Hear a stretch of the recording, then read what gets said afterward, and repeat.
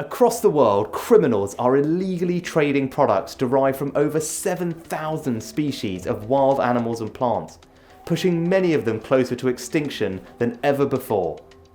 The illegal wildlife trade is harming animals, threatening some of our most precious and endangered species, and destroying our planet's biodiversity.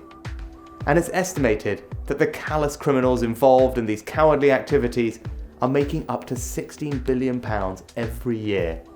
These are issues that are close to my heart and the hearts of millions of people across the globe, which is why I made tackling environmental crime a key part of the agenda at the recent G7 Financial Ministers meeting in London. Me and my counterparts from the world's leading economies committed to implement and strengthen registries of company beneficial ownership in each of our jurisdictions. Now you may ask, how do beneficial ownership registries help catch criminal smugglers or illegal loggers and bring them to justice? So let me explain.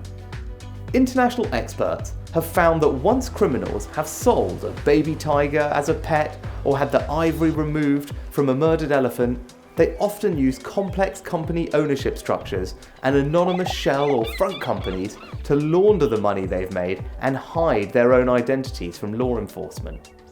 A company beneficial ownership registry records who ultimately owns, controls, or profits from a company, the beneficial owner, with addresses, registration location, and the nature of their control all included. This makes it a lot harder for people to hide their identities. This means registries can provide law enforcement teams from around the world rapid access to information they need to unmask the criminals and bring them to justice. The UK was actually one of the first countries in the world to introduce public beneficial ownership registries. In 2016, we created the Persons of Significant Control Register, maintained by Companies House, and we're committed to reforming it to make it even more effective. In a recent example, the UK's National Crime Agency and European authorities worked together using information from our beneficial ownership registry to arrest and convict an animal trafficker who had allegedly made more than £53 million by exporting a protected species of eel from Europe to Hong Kong.